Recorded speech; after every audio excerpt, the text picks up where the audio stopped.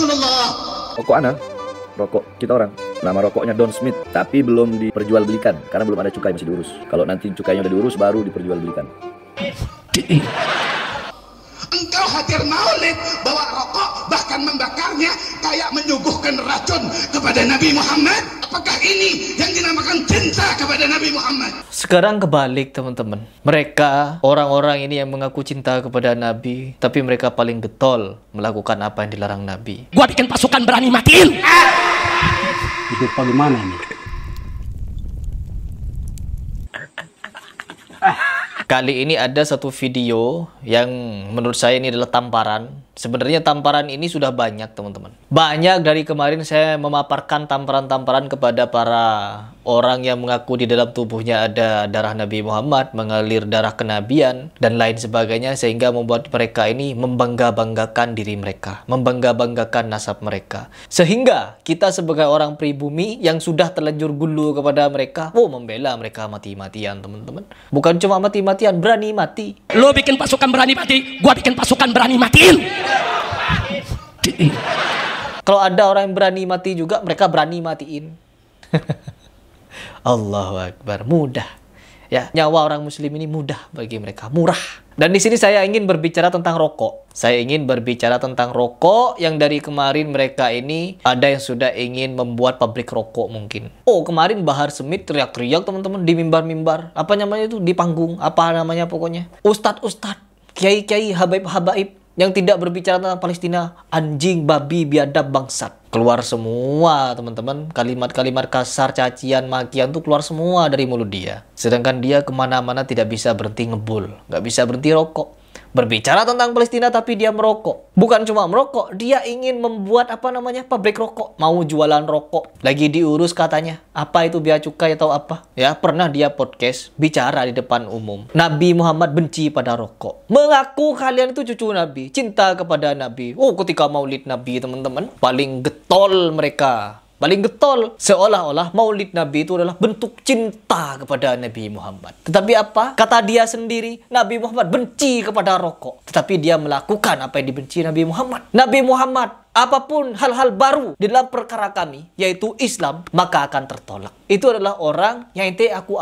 sebagai kakek ente. Ngomong seperti itu. Tetapi ente apa yang dilakukan? Mau pergi maulid Nabi, rokok dulu. Selesai maulid Nabi, rokok lagi. Atau di tengah-tengah maulid, rokok juga. Intinya gak lepas dari rokok setiap hari Anda itu. Dan Anda mengatakan kalau rokok itu dibenci Nabi, dan Anda melakukannya. Lantas kemana akal sehat Anda? Lalu Anda ingin jualan rokok, hal yang dibenci Nabi, kemana pula akal sehat Anda? Boleh kalau begitu kita menjuluki kalian ini hanya mengaku-ngaku cinta pada Nabi Muhammad. Mengaku-ngaku mengagungkan Nabi Muhammad. Tetapi kepada apa yang dibenci Nabi Muhammad, kalian lakukan. Hal-hal makruh kalian lakukan. Mungkin ada dulu seorang ulama yang membolehkan rokok. Ya, mungkin ada. Karena belum ketahuan apa mudaratnya. Tapi ketika diketahui, diteliti ada mudarat, ada ini, ada itu. Apalagi berurusan dengan Yahudi. Kelar sudah. Tapi kalian melakukan. Ketika kita membahas seperti ini, mereka mencari pembenaran.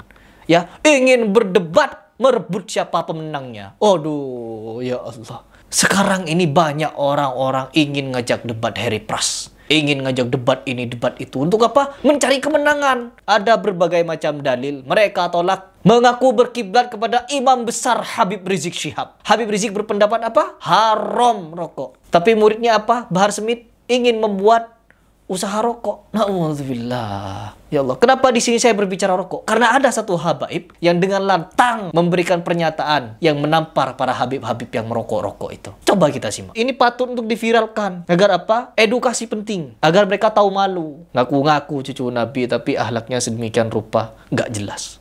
Membuat dicium sama orang yang betul-betul merindu kepada Nabi Muhammad Sallallahu alaihi wasallam. Hagek. Buktikan kerinduan kita sama Nabi Muhammad sallallahu alaihi wasallam. Kalau di majelis maulid aja kita kayak orang kagak kangen sama Rasul, bagaimana kalau sendirian? Siapa orang yang kagak kangen sama Nabi di majelis maulid? Orang yang kagak kangen sama Nabi di majelis maulid, orang yang maulid, hadir maulid, bahkan bawa rokok, bukan cuma bawa, dia ngerokok di majelis maulidnya Nabi Muhammad. Allah.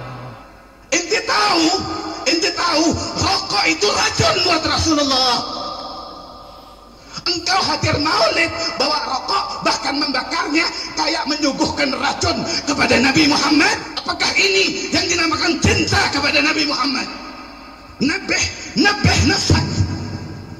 Peringatkan diri kita sendiri. Jangan menjauhkan diri dari Nabi Muhammad.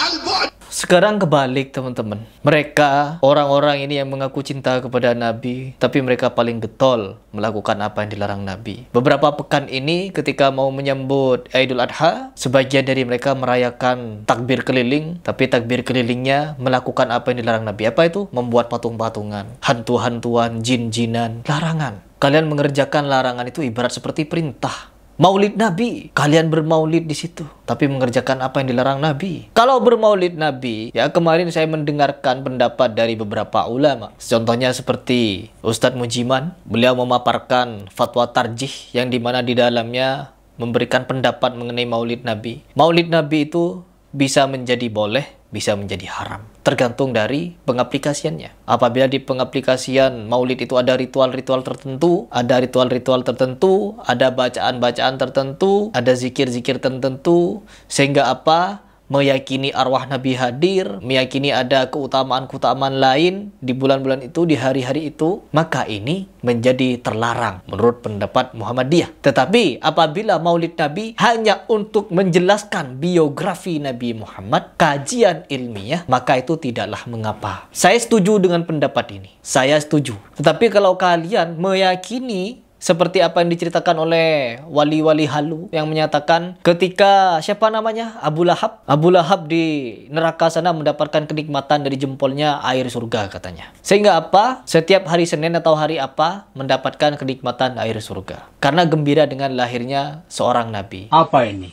Kalau si Abu Lahab yang kafir dijamin masuk neraka, diringankan azabnya setiap hari Senin karena senang menyambut kelahiran Nabi Muhammad, apalagi orang yang bertauhid, maka insya Allah dengan maulid hari ini kita termasuk umat mendapatkan syafaat Nabi Muhammad sallallahu alaihi wasallam. Semua yang hadir ini dapat syafaat Nabi Muhammad sallallahu alaihi wasallam. Itu bagaimana ini? No, Abu Lahab tidak gembira dengan lahirnya seorang nabi. Abu Lahab hanya gembira dengan lahirnya seorang cucu laki-laki yang menjadi ponakan dia. Bukan lahirnya Nabi. Ketika Nabi Muhammad sudah dewasa, ketika Nabi Muhammad diangkat jadi Rasul, mendakwahkan Tauhid, apa yang dilakukan Abu Lahab? Apakah masih cinta? Tidak. Abu Lahab langsung benci total kepada Nabi Muhammad. Memerangi, memfitnah, mengolok-olok, mencaci, menghina, dan lain sebagainya. Bahkan ingin membunuh Nabi Muhammad.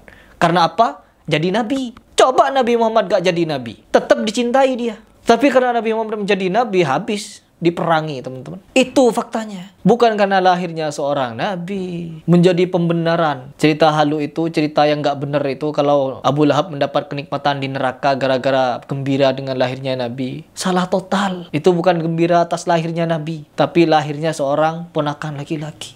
Kenapa kalian tidak berpikir ke situ? Dan sekarang teman-teman, banyak dari mereka yang mengaku cinta kepada Nabi Muhammad, tapi menganggap larangan dari Nabi Muhammad seolah-olah perintah. Dikerjakan sama mereka. Mereka mengakui sendiri kalau rokok itu dibenci Nabi, tapi mereka sendiri mencintai apa yang dibenci Nabi. Na'udzubillahi min dzalik. Semoga kita tetap di dalam lindungan Allah Subhanahu wa taala, di dalam ketakwaan. Ya, meskipun kita tidak 100% takwa, tapi minimal kita bisa meninggalkan apa yang dilarang oleh Nabi Muhammad SAW.